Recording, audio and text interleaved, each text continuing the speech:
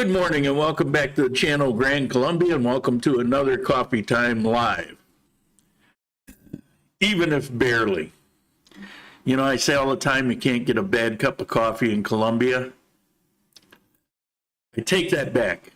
I'll tell you about it. And no, that's not the disaster. The disaster sits before you. Okay. So, Alexa has heard me and is replying. Oh, got one here too. It's about 73 degrees. And there's a shot. And if you take a look, that building there, you guys have been watching that since, I don't know, I think it was 4 floors less the first time I showed it. I've been watching it almost from the ground up. But they got paint on it. It's getting there, but very overcast. That's why it's 73 degrees. And today it'd probably get up to 76 maybe. And it'll have a low of around 5 in the morning, about 63 degrees, more or less, you know.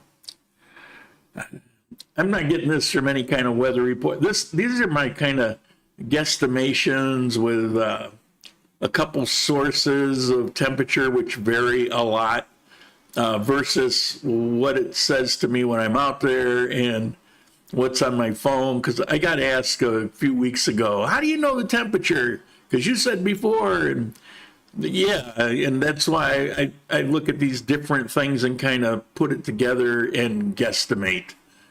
I mean, what the hell? I've been more right than most weather reporters. But that's partially because things are pretty much day after day, very similar. Mic sounds bad, heavy distortion. Okay, is that the case? Let's see. Is it sounding any better? Tell me how we're doing now. Is that any better? Okay, I'm waiting. You sound fine. Okay. Lower, not better. Well, if you're hearing it, yeah, I turned the gain down. If you're hearing it distorted, but nobody else is hearing it distorted, then it's going to be something from your source of the internet. Anybody else? Sounds good now? Okay.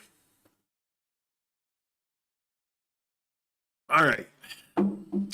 So let's get going. I might have been yelling. I don't know. I get carried away sometimes. Bad coffee. Here's the weather. Oh. 41.43 Colombian pesos. It's been hovering there within about 10 or 15 pesos. So, I mean, that's pretty nice. I get paid, I think in July I get paid around the 3rd. And if it stays at this, it'll be $100 and some more than the last time I got paid. So that's very cool. All right, where's that button? Pushing all the wrong buttons today. Okay, bad coffee. Yeah, I've got to wait on that. I'll tell you about it. Kind of all ties in. I don't have a theme today, and I'll explain why on that when I get to the disaster part. All right. So what happened? We had a coffee meeting Wednesday, as we have been. And since it's been at Annie's, it seems like more and more people are flocking to it. It's a good central location. It's a very nice place. It's not the nicest place we've been, but it's very nice. It would be a nice place in Chicago or New York. It's just a very good place. We didn't get to sit outside one of these days, but there were a lot of people, so it might not have been very... it might not have worked. Let me show you a kind of a shot around the table. And there were a lot of faces there that were brand new I hadn't seen before. He's refused to do anything to do with Zuckerberg because of his policies. I built, what's her name? And that'll dispel the myth that only men come here. Just not the case. Oh my God. This is absolutely horrible. I can't wait to tell you why.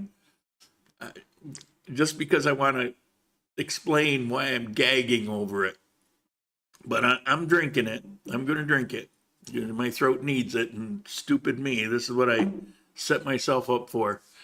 All right, so in that video, the second guy, his name is Matt. Interesting fellow. I've listened to one of his podcasts. He's doing podcasts. He's been doing them since he got here. I think he said 6 months. And well, his information is typical new person information, kind of skewed, not really understanding in some things. He tells a great story. He's got a really good voice. I was very impressed. Let's see. There's his business card. His podcast on Spotify. It's called Walkabout. I don't really use Spotify, so it took me a few minutes trying to figure out how to even locate it. But then when I did, it was the first one that popped up. I'm actually looking forward to the rest of them. Now, they're only audio. I'm trying to talk him into doing video. He says, well, in time. But I can understand that. Your expense keeps going up.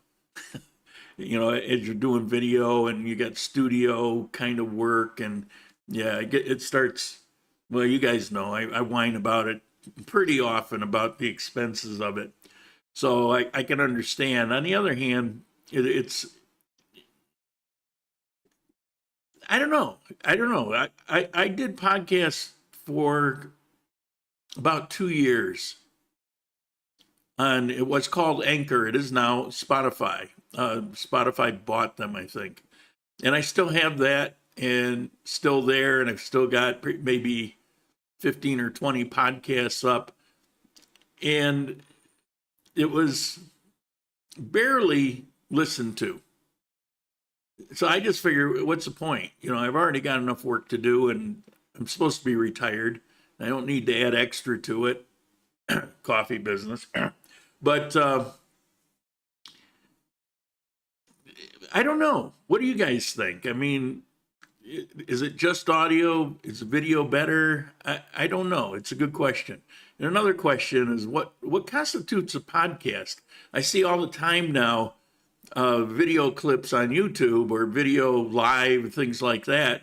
And they say, well, they're podcasts. And all right, well, actually, the reason they were called podcasts, the pod, doesn't even exist anymore.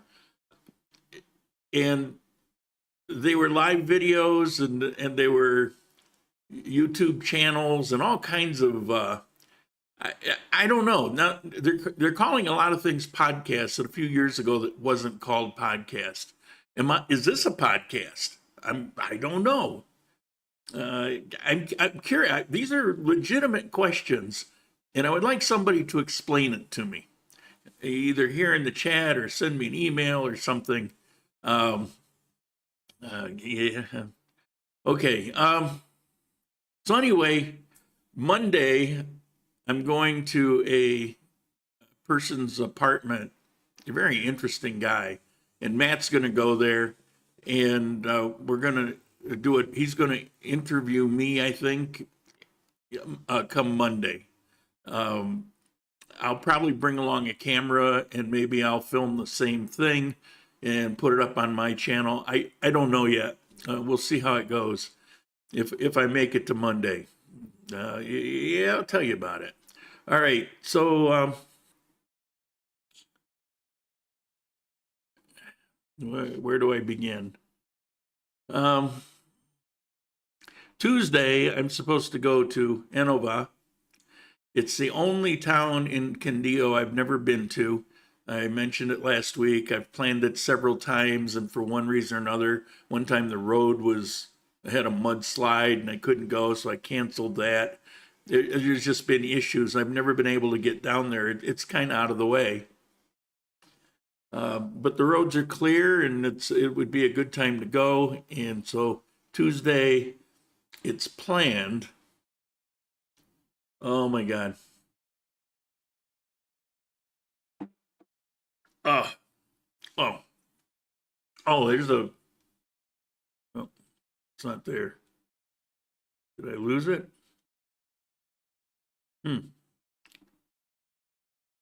Let's see. Bear with me here.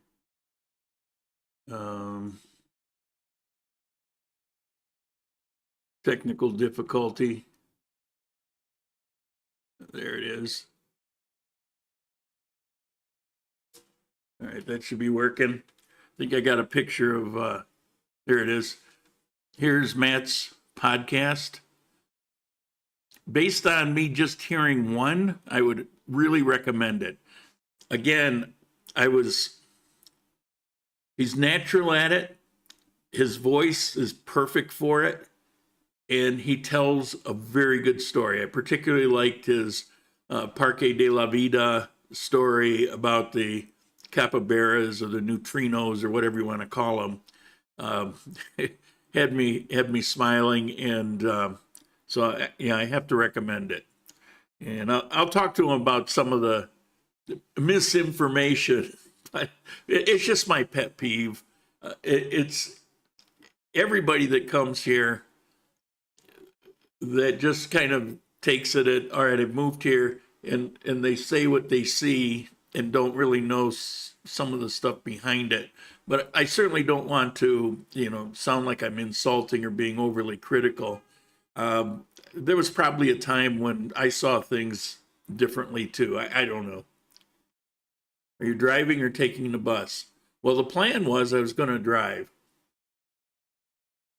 Oh yeah, let me get to these comments, and then I will talk about, what the hell is this about disaster? All right, first of all, Juka, man, he's like clockwork. Thank you so much.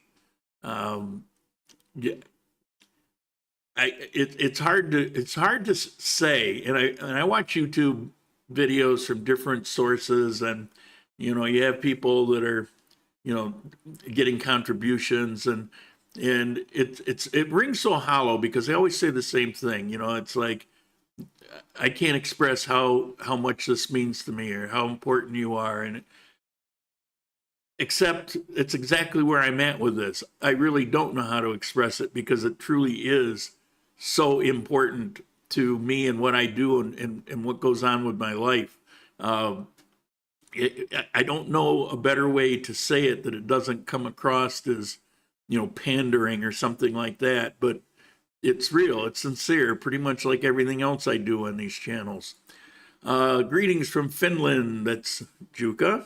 Rob, good morning from Fort Lauderdale, 319 days.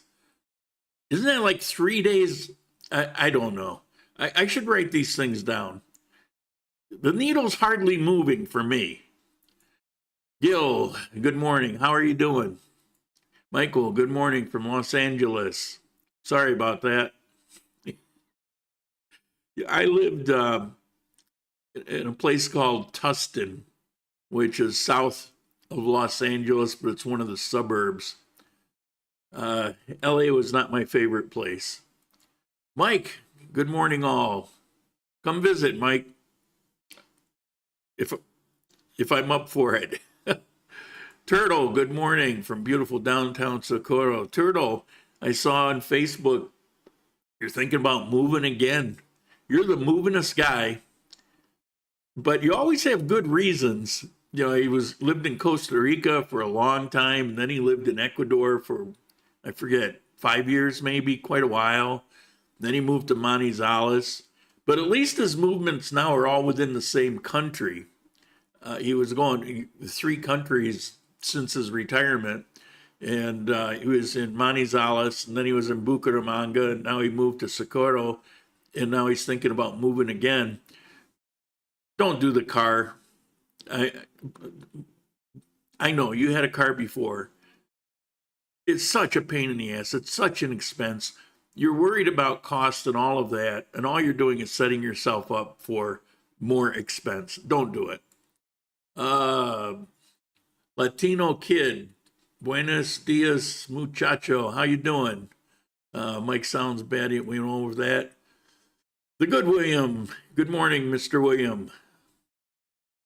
Michael, you sound fine. Lower, not better.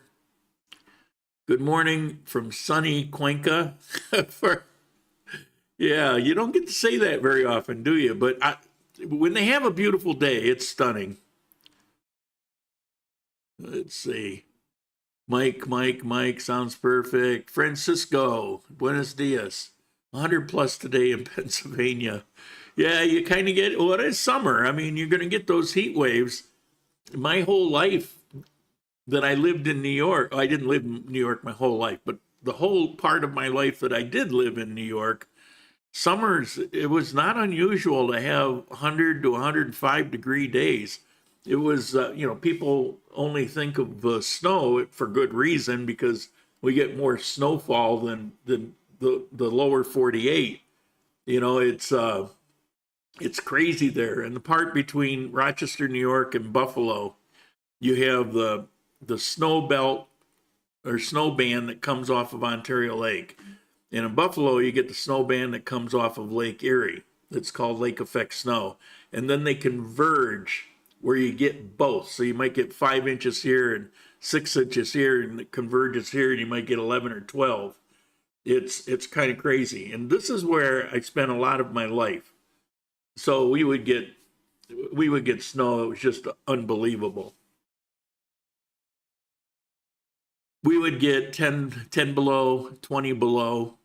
And I remember it was around 70, 71, 72, when everybody was saying, oh, there's going to be an ice age, and all the scientists, we predict in 10 years, you'll be living in bunkers underground. And, it's like we're going to be fighting for resources because it's going to be an ice age again. They didn't say if the woolly mammoths were coming back, but, it was all about that, and the science, it's the science. And then it became global warming. It's like, well, in 10 years, the land's going to be overrun with the oceans, and, the ice caps are melting and all of that. And then they kind of figured out after some years of that when those things weren't happening, it was just, it became an inconvenient truth that these things aren't really happening. So then it became climate change. Well, actually, you can't lose with that because it's always climate change. You're going back millions of years, if the Earth goes back millions of years.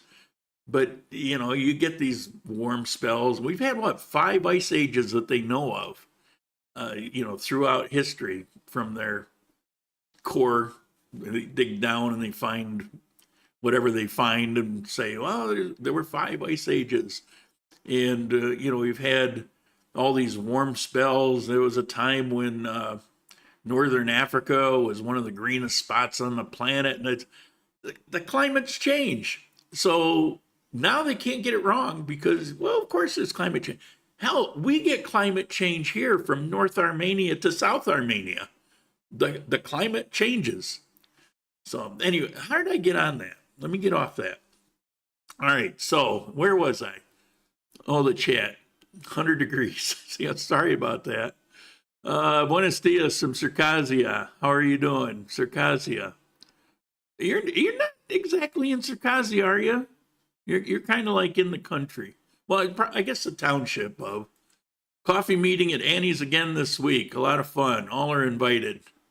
Man, you're such a promoter. You were the perfect person to take it over. Looks like you're getting quite a crowd at the coffee meet. It was, and I don't know who half the people were. And of course, I didn't take time to find out. Are you driving or taking the bus? I answered that. If I go, I'll be driving. Morning from wet Canada. Well, that's why all the geese and ducks are living there. Greg, good morning from Northwest Arkansas, or is that Arkansas? Good morning from Agua Chica. Current temperature 82 degrees, partly cloudy. Yeah, that's a little too warm for me. Yeah, I even when we have the El Nino when it was hot for here, and the La Nina when it's cooler than normal but a lot more rain, I don't care. It's always not, t-shirt, all I wear, ever, all I wear. No jackets. It just doesn't matter because it's never outside of the range of it'll get warm and maybe I'll piss and moan about it, but I'm not dying. The difference here is if you like to walk, if you walk before 12 o'clock noon, it's very comfortable. When it's comfortable, when you're not too hot, you can walk for hours. But then when it gets up into the 80s, maybe even the mid 80s, like on a freaking hot day, like I think it got up to 86 or 87 once here, and it was miserable. Well, now you can't really walk for hours. As a matter of fact, you walk for half an hour and it just wears you down. But we rarely get those, and when you do, there's ways to navigate it, and I love that. When I lived in, well, let's say New York, one of the problems there when at 5-6 o'clock in the evening, the mosquitoes come out, and the mosquitoes are hellacious. So if you're going to do some barbecuing, you better do it before that, or you're going to get eaten alive, and that sucks. You can't go out and sit on the porch and watch. You can do that here. You can go out on your balcony and just kind of hang out, and you don't have those things bothering you. There's just so many things about here that make it so comfortable. Maybe that has a lot to do. I don't even know. I have my reasons, but they'll change from day to day of why I'm here. But I think that has a lot to do with it. God, I hate mosquitoes. Hello from Monteria, Cordoba. I think this is loaded with caffeine. Do I seem more animated than normal? And this is my second cup, and I never do second cups, but they're small. They're less than, anyway. 88 here. Oh, Monteria. Yeah, that's too much for me. 88. I mean, I think we had an all-time high of 87, and that was during El Nino. Yeah, but to each their own. I mean, that's a nice thing. If you like really hot weather or muggy weather, then maybe you like Cali, or Monteria. Robert made Monteria sound very interesting. It made me want to maybe visit it someday. And then I think about the temperature and I go, maybe I don't really want to go visit it. All right, let's see if we can get on to, let me talk about how I crashed and burned. As I sit here in front of you, I am in screaming agony. I've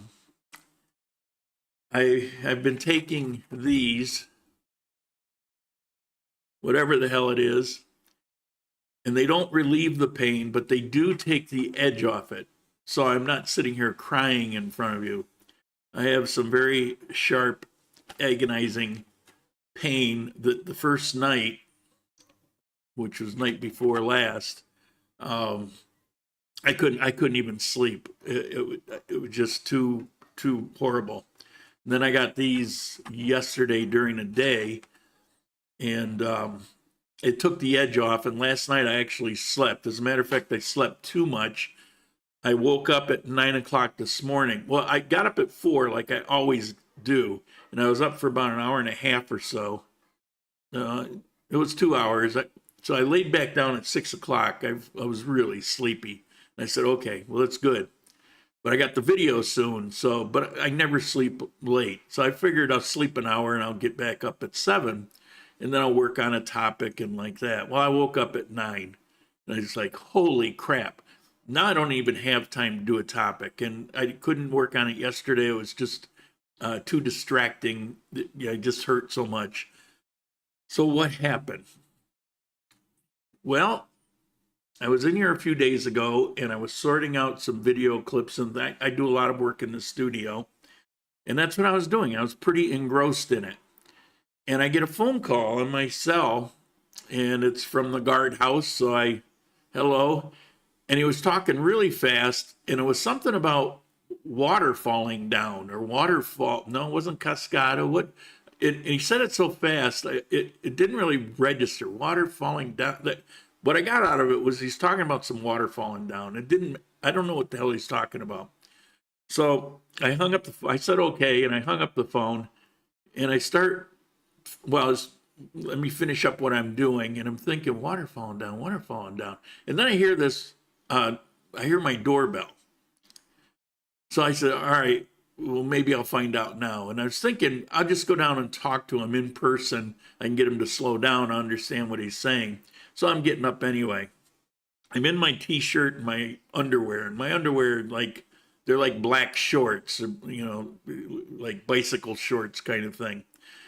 So, I mean, it's okay in your own place. So I get up and I just go in that. So I'm not running, but I'm walking fast to go out there. And I get to the living room, and I hit a patch of ice, and my feet went up around my ears, and I slammed on the floor. Now, the floors here, they're concrete with ceramic tiles over them.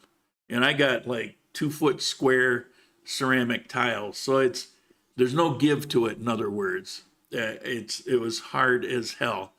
And I'm not exactly a ballerina on my feet. It's not that I'm clumsy. It's just I'm a big boy. And so I hit that floor my feet were about eye level. And I'm not exaggerating. They really swept up like that.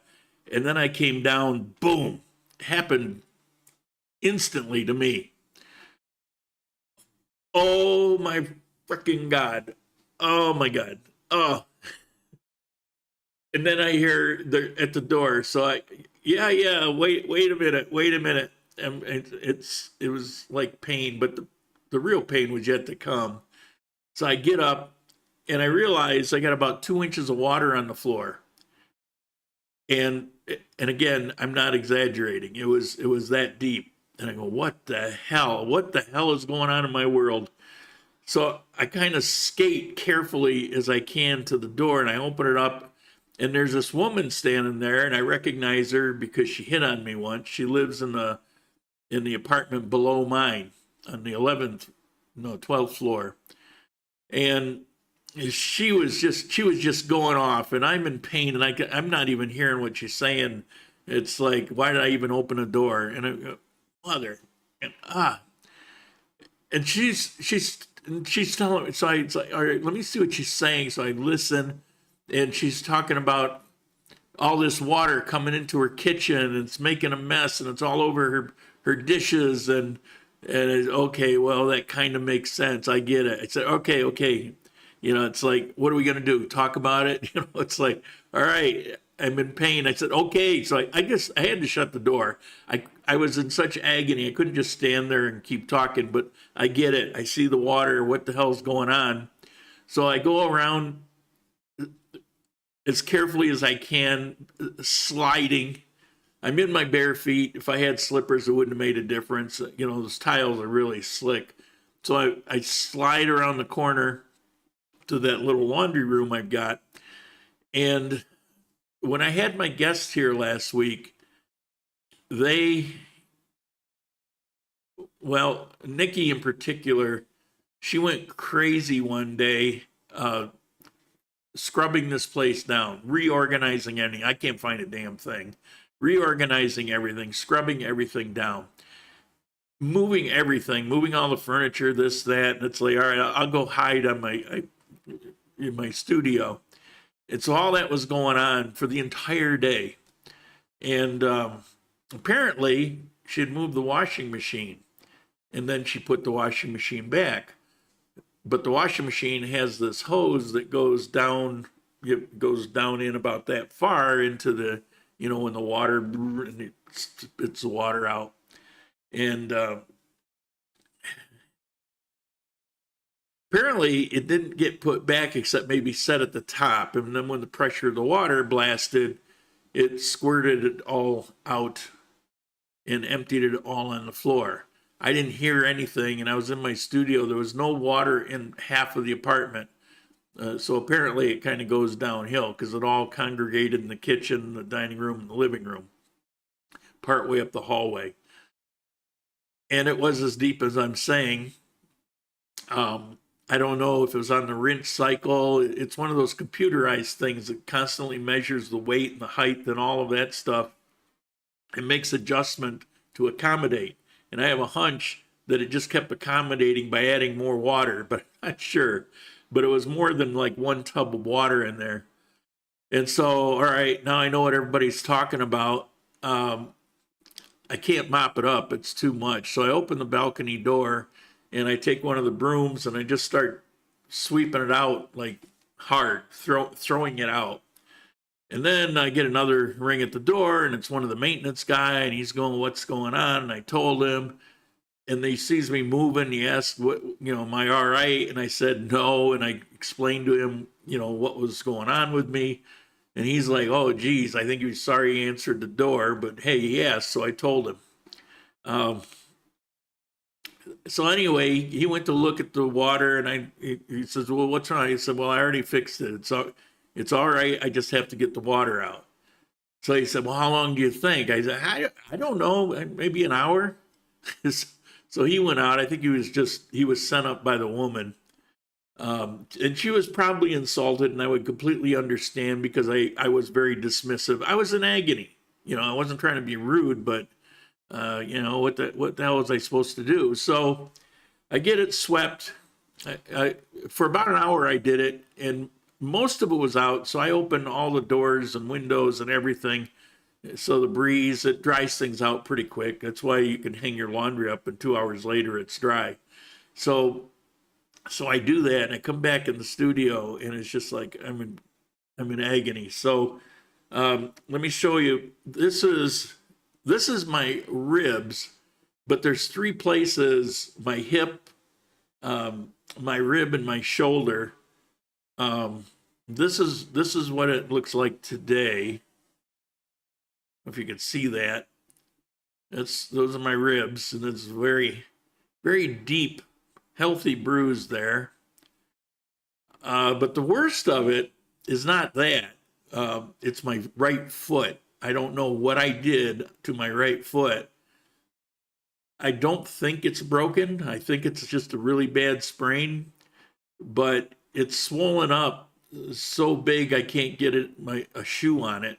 Yesterday I tried. It was just, oh my God, it hurt because I wanted to go downstairs, but I couldn't even walk. I tried to put the shoe on. I couldn't do that. And so anyway, I got these, and it's taken the edge off so that, like I say, I'm not sitting here crying in front of you, but yeah, it's not great. And so the coffee, I ran out of coffee. I was just not in any kind of condition to go get the coffee that I like. And I didn't want to buy a coffee that I'm not really fond of. And I happen to have these things sitting around. They're leftovers from a few years ago when I was having people that were coming to Colombia stay in one of my extra bedrooms for a couple days. I had this little machine for these things. And because my coffee makers tend to be a little complicated, so I said, well, I'll just have this and they can just make themselves something. I didn't realize how nasty these were. And so I take a look at it. They're from Brazil. Well, first of all, Brazil may be the largest producer of coffee in the world, but nobody says it's any good. It's also a mixture of Arabica and Robusto. They use the Robusto because the Robusto gives it a foam. And a good coffee will expel that gas. As long as it's fresh, it'll expel that gas, create that foam on its own. But when you have crap coffee, you throw some Robusto in it, so you get a foam that looks like a good coffee, but it's false. And Robusto is kind of foul tasting. I guess you'd say woody, bitter, and I'm not a fan of bitter. I put some Milo in this, trying to dress it up. It's almost done. I don't want to waste it, but I don't want to make this again. So I have to get some coffee some way, somehow.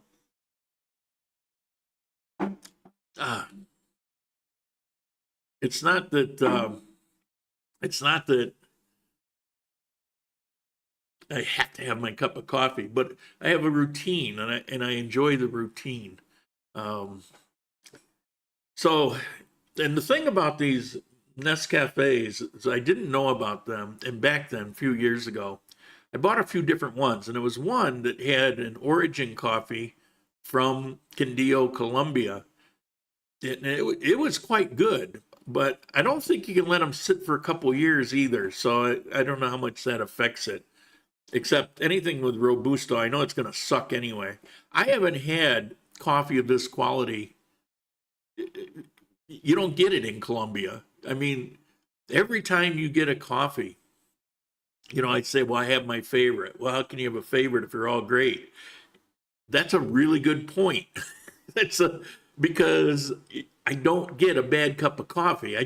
Some just kind of hit home because there's so much variation. There's so much difference in them. And so it comes more as a matter of taste than as something that's actually crap. But this takes me back to living in the USA when, the only thing that made coffee good is if it's hot and dark and strong. Who knew? Okay, I love Dolce Gusto. Well, I'm glad somebody does. I mean, they do a good business, so. Soul Fiesta. Peace from Medellin, retired here for 5 years. Used to own a coffee shop downtown Baltimore. Appreciate your content. Thank you. Thank you, Mr. J. Rag Soul Fiesta. On to the Z. Vietnam sells Robusto wholesale for about $1 a pound. It's pure crap.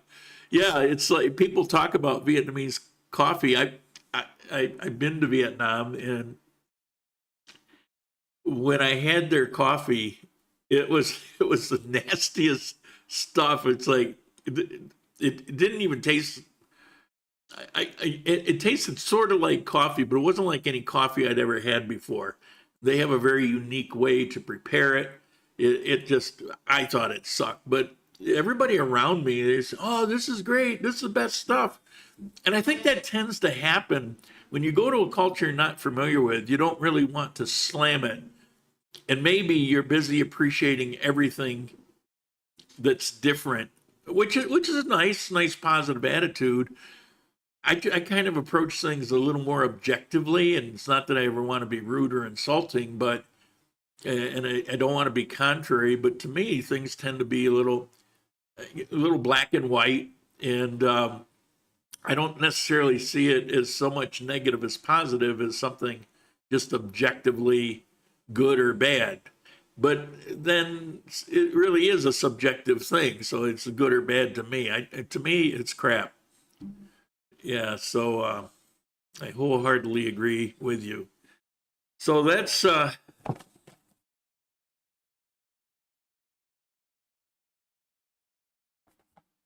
they make them look so good, don't they? Yeah. I don't even want to finish it, but I hate to waste it. So that's what's been going on. I sit here with the edge off. These pills are very effective. They're like, there's a type of Tylenol, like Tylenol with codeine or something. They're like that doesn't take pain away, but it makes it bearable. Because this was pretty unbearable. It was awesome. I know it'll go away in a couple days, but I'm concerned. I'm concerned about my foot. It is possibly broken, but I don't think so. And I think it's just my big toe is really sprained, which means it will get better and it will go away. But I'm supposed to be going to Innova Tuesday. That's day after tomorrow. I can't walk. I mean, I can hobble around my apartment, but it's really slow. I have to steady myself on the wall. It's excruciating. I mean, it really sucks. So I can't go to the town. I can drive there. I can drive around the town, but then I'm just like in a giant, in my black elephant wheelchair. You know, I don't really want to do that. I don't want to cancel again. It's like there's always some reason I can't get down there, and I kind of want to stop that. Anyway,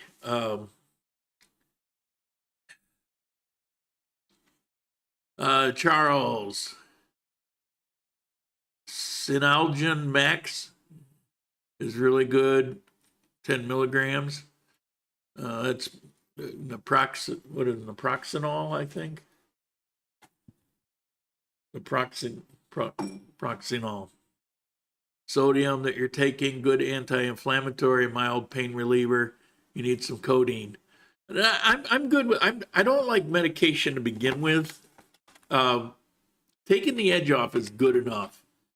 Because one thing, believe it or not, I used to be very sports heavy.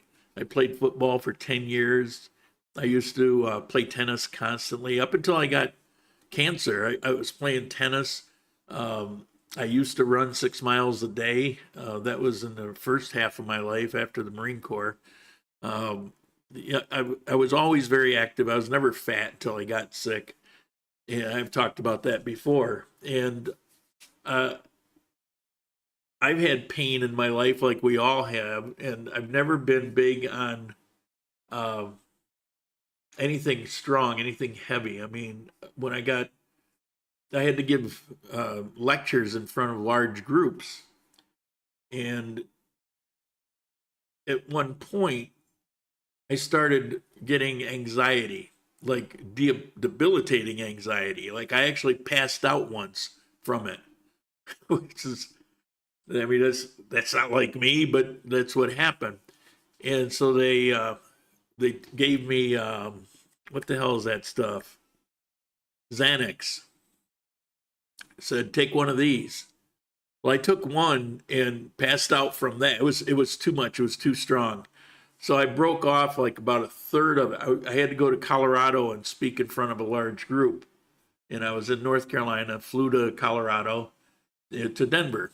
And I get up in front of this group. I took a third and I felt high and I couldn't function. I don't know. I think I tend to overreact to medications where other people take it and like nothing happens, and I take it and it's like I would drink a cup of coffee back in those days when it would be that, as long as it's dark and strong and hot, you know, I drink a cup of coffee and I would get all wired and jittery and, you know, like I was doing coke or something. I just always seem to be kind of overly sensitive to medication, so I've never liked them. So I've got a lifetime of avoiding anything. And if I can get the same thing but weaker, I would do that. If it was something I could just deal with it, then I won't take anything at all. That's what I try to do, but you got to be able to sleep. And so I had to do something.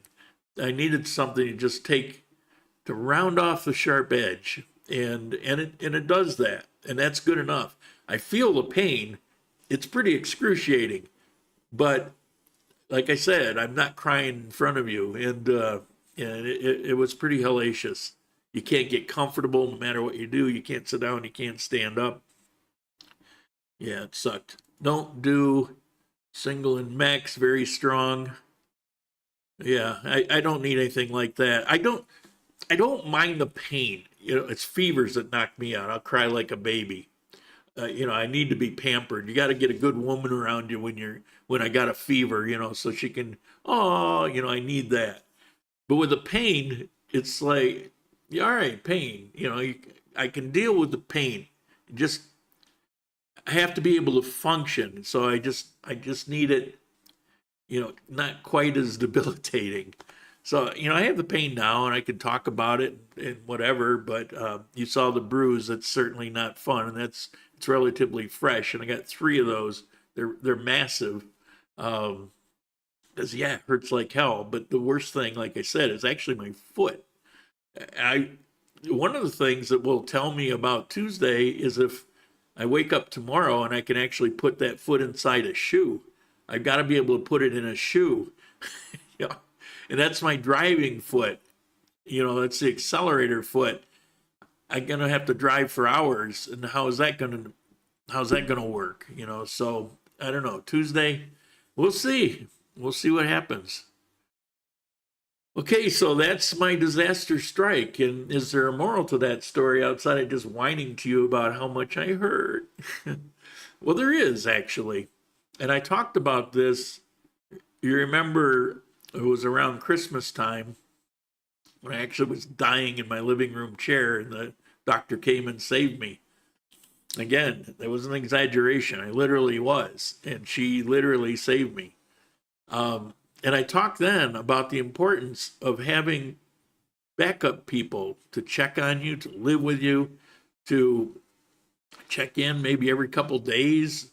Imagine if I took that spill from that height and I came down on my head. Probably would have broke my head open. But even if it didn't, I mean, I would have been out. And for how long and how much damage? This kind of stuff, you don't know when it's coming, but these things happen in life. And if that had happened, then what? You know, what happens? They don't have a key to get in here. So they're just kind of going to blow it off. And I end up laying there for a week. I mean, you need to think, if you're down here, you're retired, you don't have regular friends and family generally coming by. And because I tend to be a loner, I don't want surprise visits from people. I kind of get upset if people try to do a surprise visit because I have my routine. I don't like it interrupted. I want to plan for it. I want to think about it. I want to be ready for it. Yeah, and I know I'm weird, but there's a lot of you are weird, you know. So you need to think about those things that you don't think about because you don't know that they're going to happen, but they might. And I talked about this, like I said, back around that Christmas time where I wanted to reconsider somebody moving in with me and working something else. Well, I have a business partner and they're going to come live with me and her mother, and that's going to be fine. And they're the ones that we're visiting this last week. However, they're trapped. They can't get out. There's all kinds of, the rest of their family will get murdered if they do get permission to leave and don't return. You know, so it's a serious thing, and so we're trying to figure out how to do that. If they had come a couple months ago, they would have been home free. But there's so much stuff going on now, it's not a possibility. They were here because they got special permission. Her mother actually had to return earlier because there was a deadline on it, and she actually got a couple-day extension for various, but she had legitimate reasons to be out of that area, but had to return by a certain date, and that's why she left. I mean, it's like you can't take the risk of not doing that. Plus, you never know. I mean, they're paranoid, but paranoid for good reasons. They're paranoid that there are spies everywhere, you know, and you never know when somebody's gonna get paid to report back information, and it's a bit of craziness. And thank God it's not what we have to deal with generally, but for that particular area, you know, right now it just really sucks, and they can't escape. But that will be my answer. It'll solve that question. And now within 7 months, that kind of situation has happened to me twice. So, and I managed to, you know, by the skin of my teeth, figure out a way to pull out of it. But if you're here and you're probably alone, We have married couples here too, but if you're here and you're probably alone, you need to think about that. You need to get maybe an extra key to somebody that you can actually trust. Of course, you have to be very careful with that too. You need to make a plan for it because these things come unplanned. You should get yourself to a podiatrist to determine the extent of the injury. If your ribs are cracked, your wrist puncturing a lung. Yeah, that's not it. It's just I'm just bruised on that side. I I know myself pretty well. You have a great point, but I know that's not the case. Um, the only question I have is actually my foot, and I'm pretty sure, especially now after 2 days, that it's not broken. I've had broken bones before. I'm pretty sure it's not broken. I'm pretty sure it's just a really bad sprain. I just don't know. I'm gonna soak it in some water, on and off today, and see if I can get the swelling down. Monday, I will go to the podcast because I can hobble most of the way. I'll hobble to the car, drive there, park, hobble up to the apartment. I mean, I'll be able to pull that off, and that'll tell me a lot too. And then we'll see. I'll soak it again and see if I can be ready for Tuesday. I'm gonna try every way I possibly can to get to Hanover. Not just for you guys in the video. For me, I mean, I'm dying to go there. I'm so tired of it being canceled. Dan, the expat, you just need a young wife to take care of you. Well, I've got a business partner it's good enough. But yeah, I mean, in general, I think people need something like that. And if it happens to be a young wife, or a young whatever, I mean, it's it's everybody's dream, right? Yeah, I know it's not, but Turtle, my 86-year-old mother fell from her wheelchair, stayed on the floor for 3 days. She died a week later. It was terrible. Could not convince her to hire a housekeeper. Yeah, as morbid as that is, that's exactly what I'm talking about. It's when you're 20 or 30, these same things happen, but they don't affect you as much.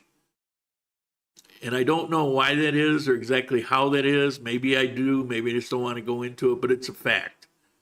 And what might have been something that, I mean, for 3 years I took karate. And when I was living in Japan, and when I would get bruises all the time, and not just from sparring, from the various workouts. It was Ishinru style, and the sensei of the dojo was kind of a brutal master, I would say, and he would have you do these exercises that were extremely painful. I mean, your hands, your fists, your elbows, they would be bloody, and eventually it'd be calloused. There'd be bruises everywhere. But I'd recover from those things really fast. And I don't know, it was very different. It's like, yeah, it was horrible. It was excruciating, but it was okay. If I were to do those same things today, I would have those injuries forever. And it's just different. I don't know exactly how to explain it, but you know what I'm talking about. And so we have to acknowledge that, I'm 70 years old. My bones are probably more brittle. I mean, it don't seem to. I don't think I broke anything. I just bruised, but it's not the same. And I'm not going to recover as fast. And the injury can be more debilitating than it would have been back then. I mean, you just have to face that. And then when you're here alone, when you're younger, you tend to have more people around you. You certainly have more family that's alive, friends, things like that. Here we come to a country that we don't really have that. So this story is for you. You need to think about it. It shouldn't be a deal breaker. It's just something you should plan out like everything else. My friend Freddie lives a few houses from me. He has keys to my pad for the very reason. What happened to you? Yeah, you put yourself in a good situation. I think my first instinct, and I read your post, my first instinct is you shouldn't be moving. I get that you're going to San Gil several times a week, and I get that your medical appointments are in San Gil, but they have buses.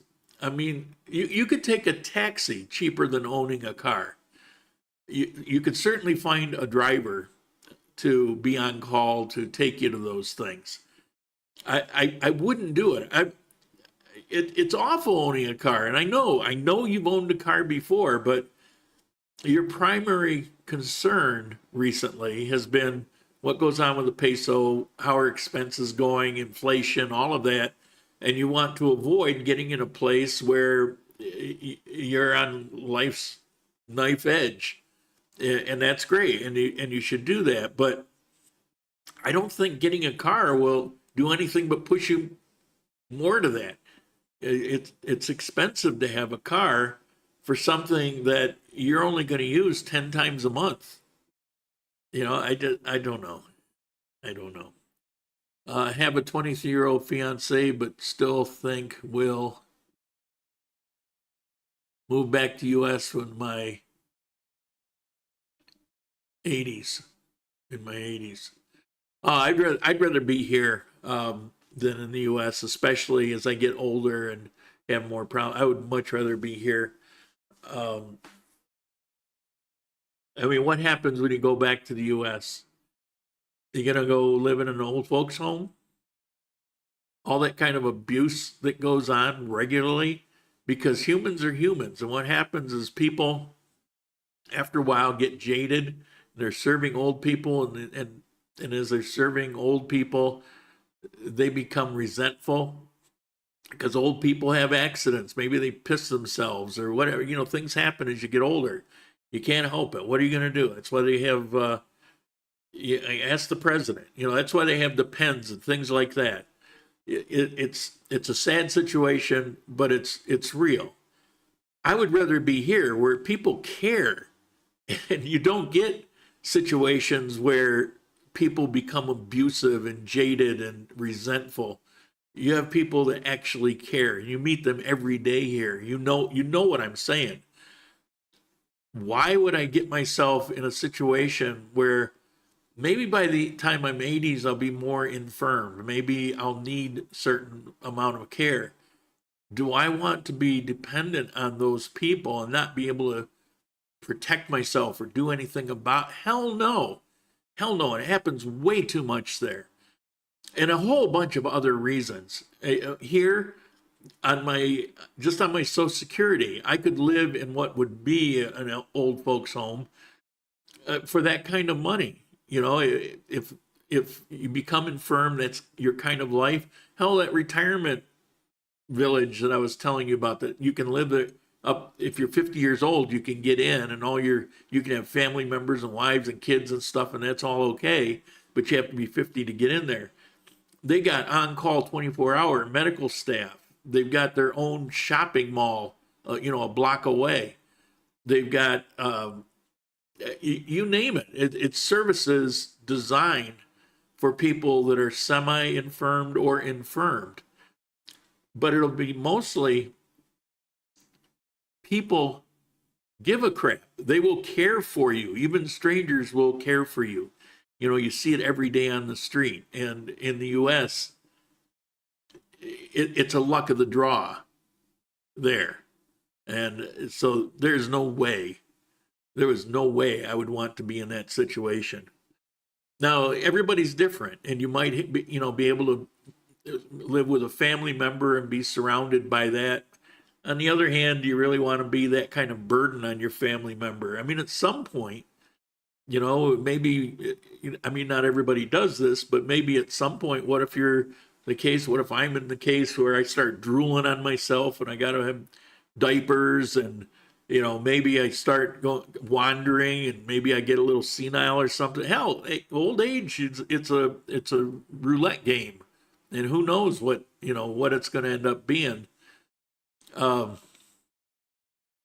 do I want to put that on other people? Hell, I couldn't even, when I had cancer, I was in North Carolina. I had a girlfriend at the time. I broke up with her. I made an excuse because I didn't want her to know. I didn't tell anybody in my family about what I was going through, even when I got to the point where I was going to die. Haha, on them.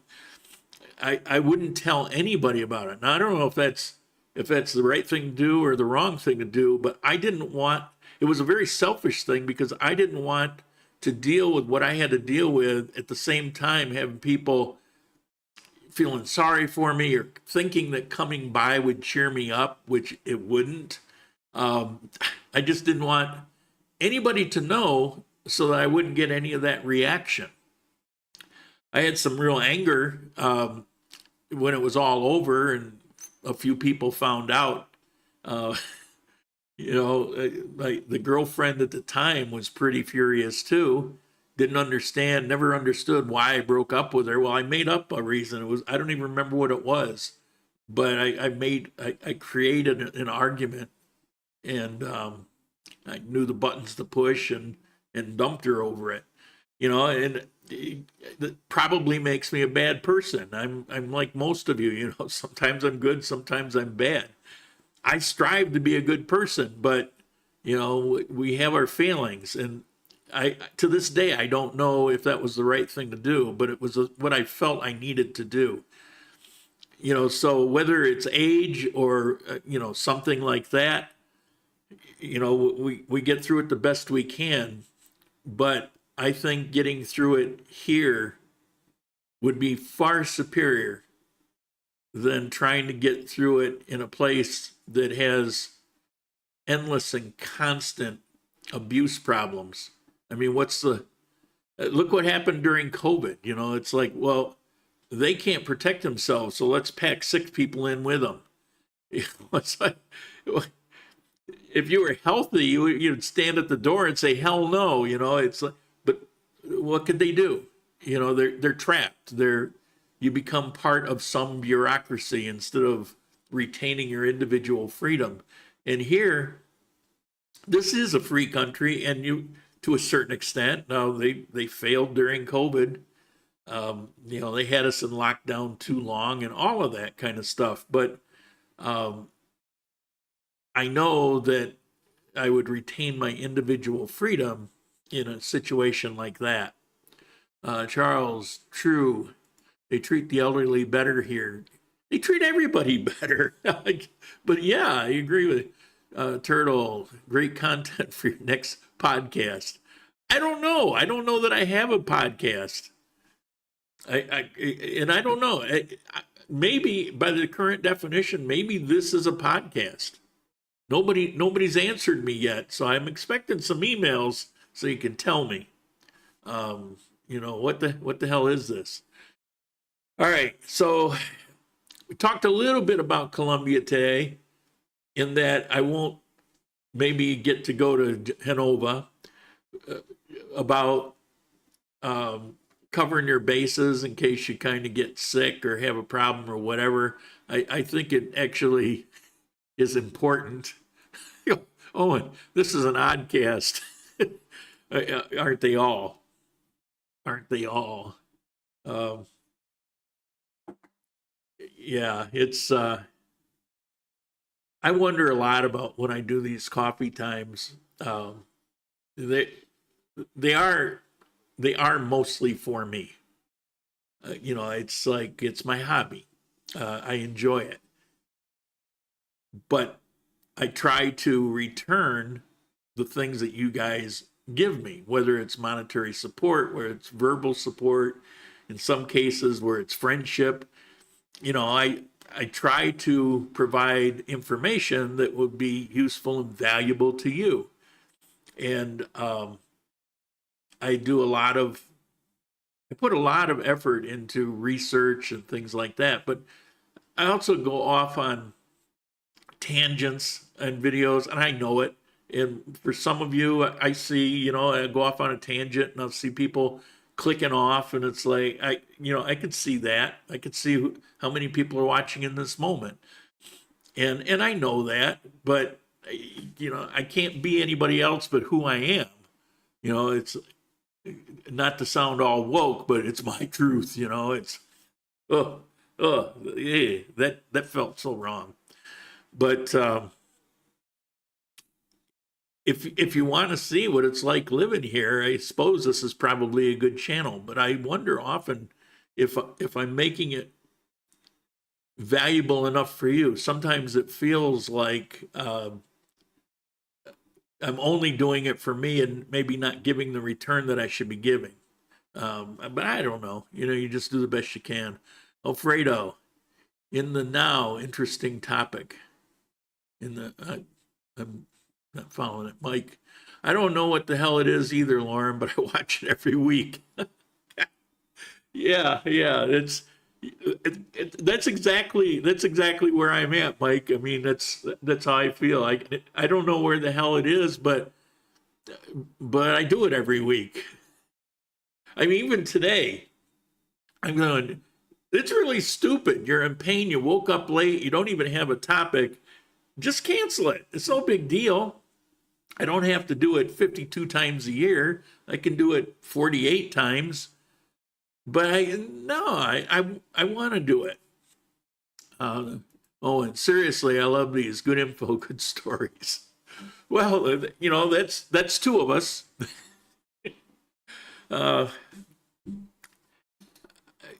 Imagine if I were a 28-year-old gorgeous chick. This channel would just explode.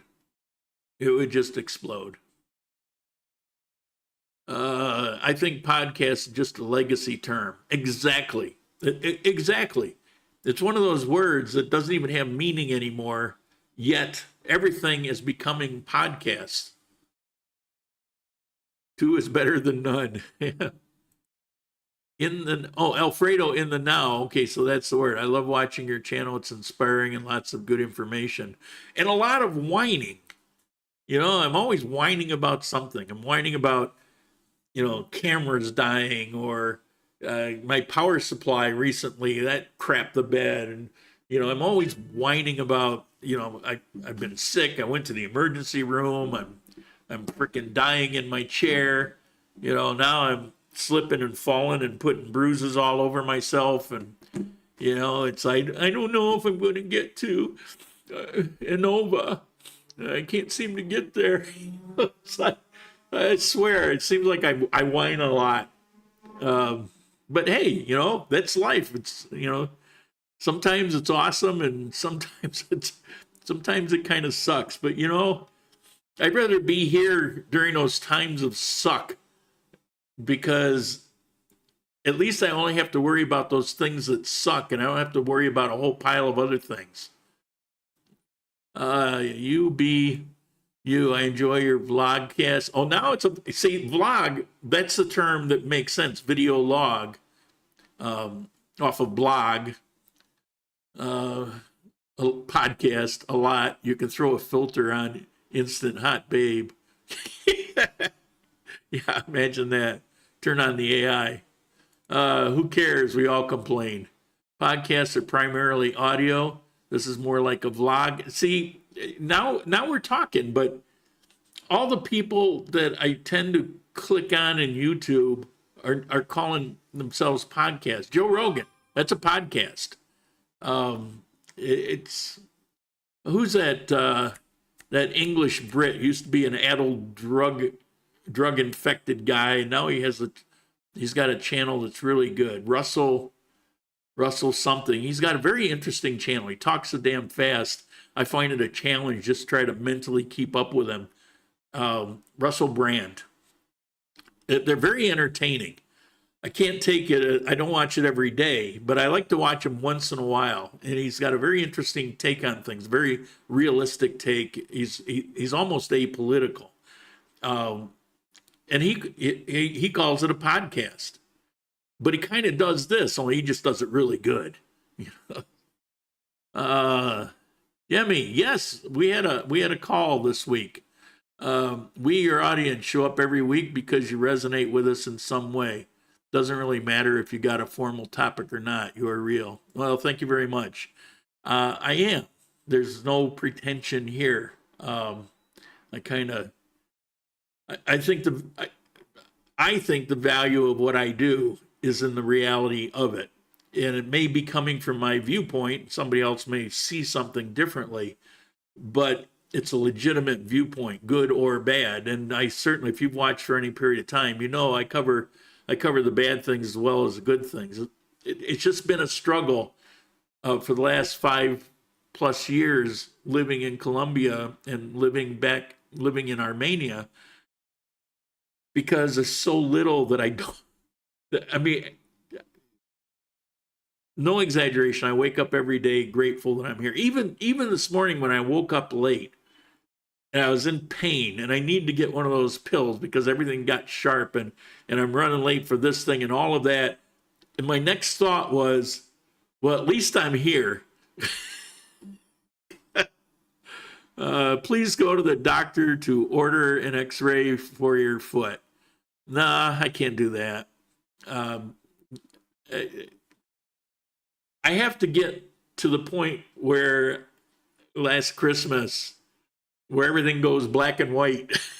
I mean, that may be a cliche, but I can tell you it's real. Everything goes black and white before I get a hold of a doc. I hate doctors.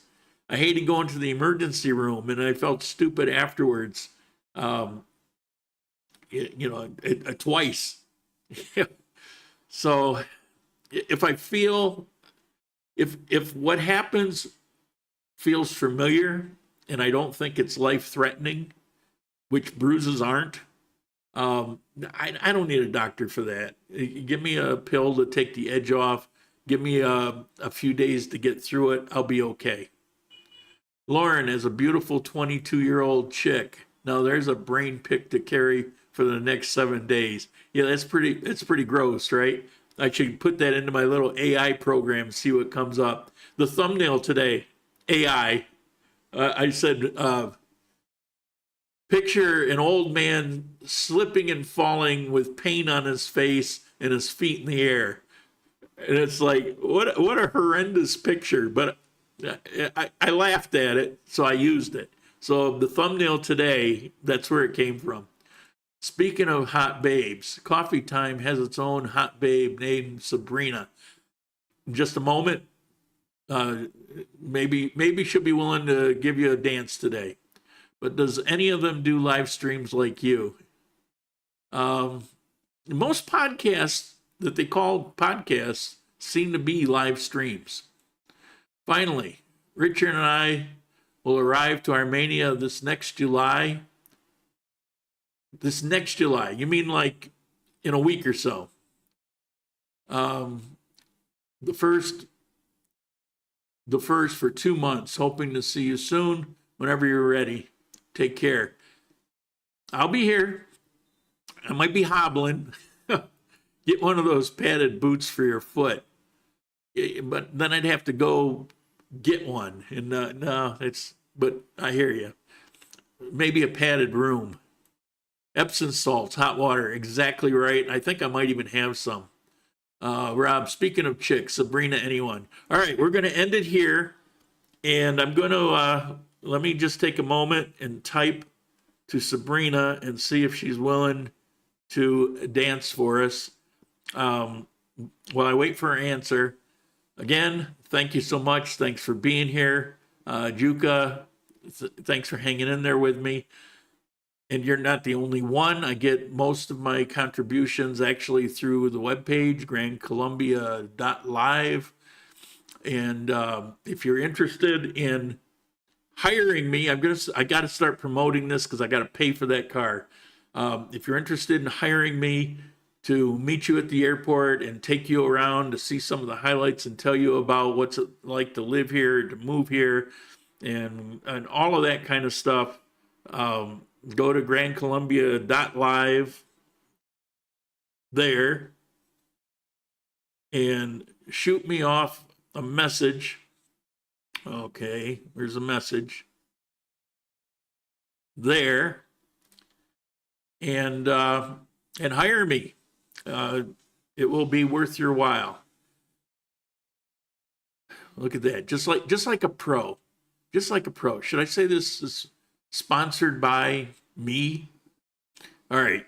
Sabrina has responded, and she said, hell yes.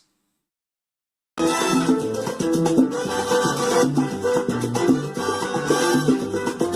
Truco el bravo le dice, lo dejaron tirado, como efecto de los golpes, camina cachondeado. Antes trataba de guapo, pero ahora mismo está recogiendo galletazos por todita la ciudad y camina de lado. Como que te cachondea, vagabundo, como que te cachondea, chondéame, como que te cachondea, vagabundo, como que te cachondea, como que me cachondeame, como que te va de lado. Suéltalo por panadero, cuidado que tú eres un bacalao, salao, como que te cachondea, vagabundo, como que te cachondea, vagabundo, como que te cachondea, vagabundo, como que te cachondea. La rumba buena se llama y no la puedes gozar. La bebida que han gastado, la rodilla de bailar y camina de lado, como que te cachondea, vagabundo, como que te cachondea, como que te cachondea, vagabundo, como que te cachondea. Al bailar la rumba buena, bailar va toda la gente. Yo se lo dije a Vicente, que la rumba buena se camina de lado, como que te cachondea, vagabundo, como que te cachondea, como que te cachondea, vagabundo, como que te cachondea. Ajá. Y es para ti, Yulesi.